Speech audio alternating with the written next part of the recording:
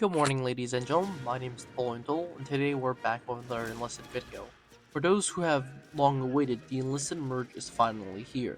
It has taken half a year for Enlisted to give us the new merge, therefore, to recap the Enlisted new merge, I'll be doing essentially a faction guide on every faction and its subsequent tiers. In today's case, we're going to be doing Enlisted Tier 1, Germany. This guide will cover the weapons, the lineups, the perks, and suggestions that I have for Tier 1 Germany. But that said, let's get started. Of course, this couldn't have been made without the friends at Discord, meaning if you haven't liked, subscribed, or joined the Discord, I highly suggest that you do. But that said, let's get started. The first one we have up is for Germany, is Tier 1. Of course, this should become as no surprise, as this will probably be the case for every other tier, starting with Tier 1. In this case, we are starting with the rifles. The first one up is the Gewehr 3340. This is a Czechoslovakian bolt-action carbine that was based on the Mauser type action. Designed and produced in Czechoslovakia, this Gewehr 3340 was designed and produced in Braun, Czechoslovakia during the 1930s in order to replace their obsolete Mannlicher rifles. Next up, we have the Karabiner 98K. This is essentially the primary German service rifle until the end of World War II. It was adopted on the 21st of June 1935 and remained the standard issue rifle by the German Wehrmacht. Next up, we have the Kriegsmodell. This was essentially the downgraded version of the Kar 98K. The term Kriegsmodell in German literally means war model. Many of the features of the Kriegsmodell rifles were simply shortcuts introduced by the German armament industry to speed up production of the rifles. These mainly resulted in quantity, not quality. After the Kriegsmodell, we have the Carcano M41. This was the Italian rifle in the German tech tree, and is the increased version of the Carcano M38. When I mean increase, I literally mean increase in the sense that it increases its length and nothing else. Moving up, we have the Carcano Modello 38, chambered in 7.35. Like the M41, this is also an Italian rifle in the German tech tree. This weapon was planned to be adopted by the Italian army by the beginning of World War II. However, after the war broke out, only a small portion arrived on the front lines. Going back to the Czechoslovakian rifles, we have the VZ-24. This bolt-action rifle was designed and produced in Czechoslovakia in 1924 to 1942. It is developed from the German Mauser Gewehr 98 rifles and features a similar bolt-action design. The rifle was designed in Czechoslovakia shortly after World War I. That said, you can see some of the best rifles in the game for Germany at this tier aren't even German. Those are Karabiner 98K and the Carcano M38 chambered in 7.35. In my opinion, the Karabiner 98K is one of the best rifles at its tier, not only because it has high damage and fast rate of fire, but because of its sights. For most people, the Karabiner 98K has some of the best sights in the game.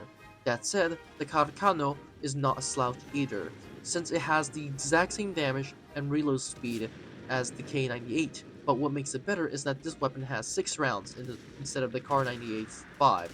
In my personal opinion, I highly suggest that you guys do some testing, because whatever rifle you choose here will dictate how well you shoot these weapons and potentially how many kills you can get.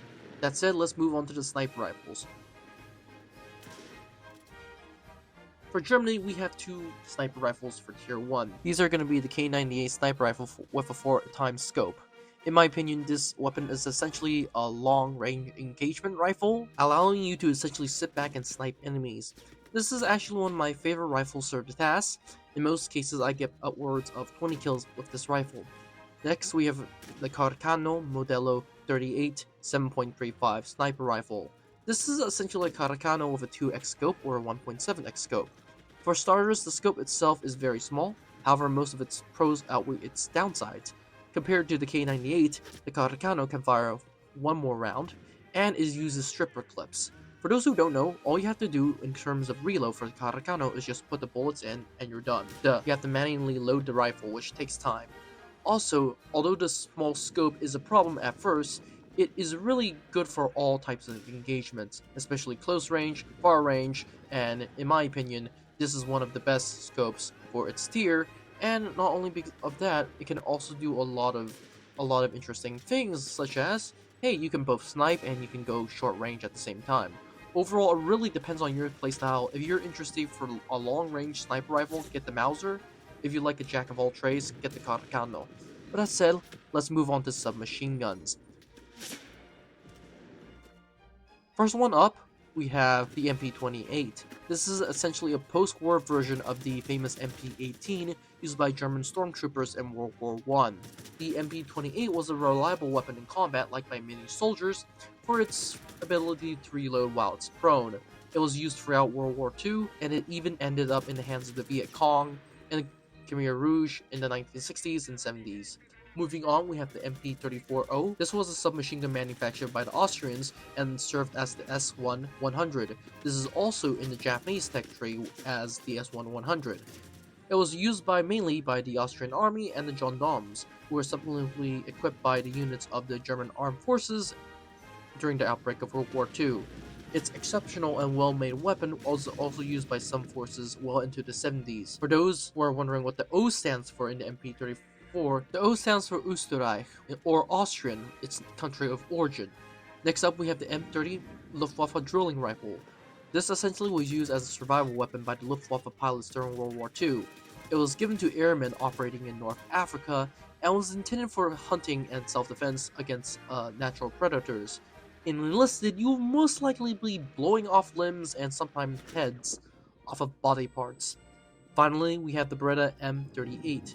This Beretta M38 and its variants had a lot of service as the official submachine guns of the Royal Italian Army produced in 1938, used during World War II.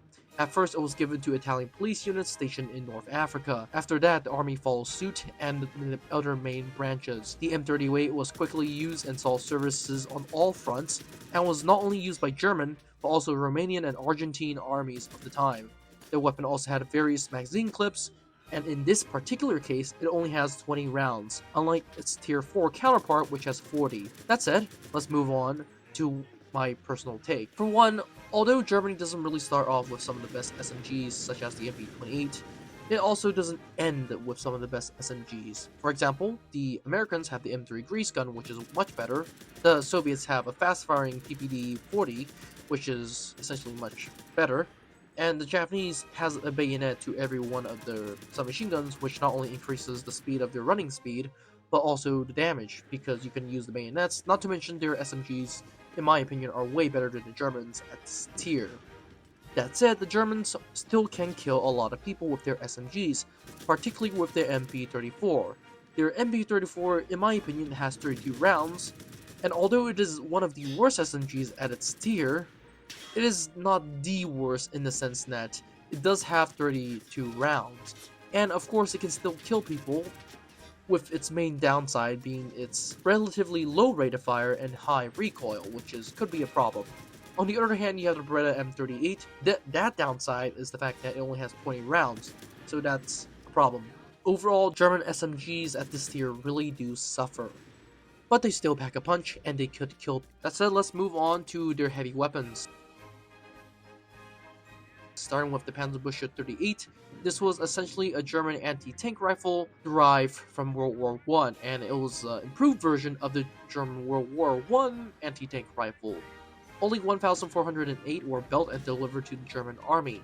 In-game, this gun really doesn't serve its purpose, with unfortunately not being able to destroy most tanks. As a matter of fact, you stand a better chance avoiding the enemy engaging tanks. That's mainly because, at this time, most of your anti-tank weapons and most of the enemy tanks can't really kill either one. For one, the anti-tank weapons can't really kill tanks, and the tanks at this point really can't kill infantry. Of course, you have to be kind of very unlucky, but overall, the infantryman has a better time avoiding the tanks than getting hit. This is practically the exact same case for the Panzerbüchse 39, being an improved version of the Panzerbüchse 38. Moving on, we have the German mortars. This is a 50mm mortar at tier 1. Unlike the previous two weapons, this actually has the potential to get a lot of kills, but it is very situational. Let me explain. This essentially requires you to know where your enemies are. Hence, one of the most favorite tactics of most players is to spawn in on the attacking team and fire these mortars at your enemies. What will happen most of the time, and hopefully, is that you will get and hit your enemies. Of course, this requires both luck and knowledge, since you do need to know where your enemies are. But overall, I would have to say that most of your kills at this tier and, in my opinion, should be mostly relied from submachine guns, rifles, and vehicles. Speaking of vehicles, let's move on to the tanks. At this tier, Germany has a lot of interesting vehicles, half of which aren't even German.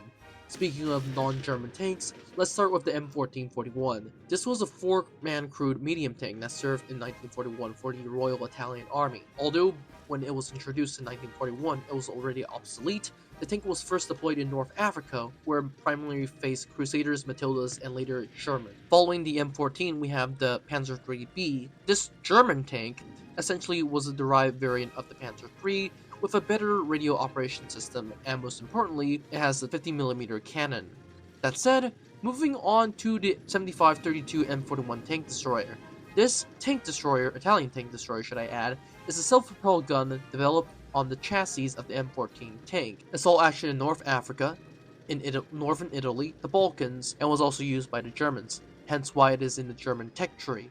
Overall, this tank has the ability to mount a 75mm gun at tier 1, which is practically insane. Later on, I'll talk more about this tank, but let's move on to the Panzer IIIJ. This is essentially an improved version of the Panzer IIIB with, in my opinion, a better engine, turret, and some respects gun. Overall, it is a jack of all trades. Overall, in terms of tanks, you really have two options, and that is the Schamavente 7532, which packs a 75mm gun, but most importantly, the machine gun, and the Panzer IIIJ, which has a 50mm gun and a machine gun, and a 360-degree turret. In my opinion, it really depends on what you guys like to do. For one, if you are interested in taking out enemy tanks, then the Schamavente is the perfect weapon for you. If you're interested in being a jack of all trades, then essentially, in my opinion, the Panzer IIIJ is for you. Overall, I would personally pick the Schamavente because it is so unique and it is quite fun. That said, let's move on to planes. Starting off, we have the Heinkel 123A1. This was essentially a single-seater biplane, dive bomber, and close air support aircraft flown by the German Luftwaffe during the Spanish Civil War, and during the midpoints and early points of World War II. By 1944, however, it was withdrawn from the front lines, and, mostly importantly, served as spare parts, airframes, and training vehicles. Next, we have the Bf-109 E7U2. This was a version of the Bf-109 that was exclusively made for Operation Barbarossa or the invasion of the Soviet Union. This was eventually replaced by the Bf-109F4, as old machines were used by other Axis countries such as Romania and Hungary. Next up, we have the Politz 633 twin-engine multi-role aircraft developed by the French Air Force in the 1930s. This design was a contemporary of the British Bristol Blenheim and a combination of the German Bf-110, of which one was seen as a bomber and one was seen as a heavy fighter. Overall, I would not suggest that you use any of these three aircraft I told, and use the last aircraft, which is the IAR. The IAR stands for Industries of Aircraft Romania, of which this is the 81st C version. This Romanian World War II aircraft, low-flying monoplane fighter, all-steel fighter, yes, all-steel, and a ground attack fighter. It first flew in 1939, compared to other contemporary devices and machines of its time, such as the Hurricane and the Bf-109E. Production problems and a lack of development armaments delayed the entry of the IAR into service until 1941. It remained in the front lines until May 1945. Overall, in terms of what I think, the IAR is your best bet. Not only does it have 20mm cannons which at this point can shred planes, it also has the ability to carry one 250kg bomb, which at this point can destroy any tank that you encounter. In my opinion, the IAR is the best plane you can buy. There is without a doubt. Just take the IAR, you will not regret it. Moving on to the lineup, I suggest that you bring a medic squad, which is the only squad you have right now, the engineer squad, and a sniper squad for infantry. In terms of infantry, I suggest that you bring bolt-action rifles, essentially Carcanos or Kar98Ks, and really rely on snipers, because most of your kills will be relying on sniper kills. But most importantly, you have to remember, do not rely on snipers for attacking the point.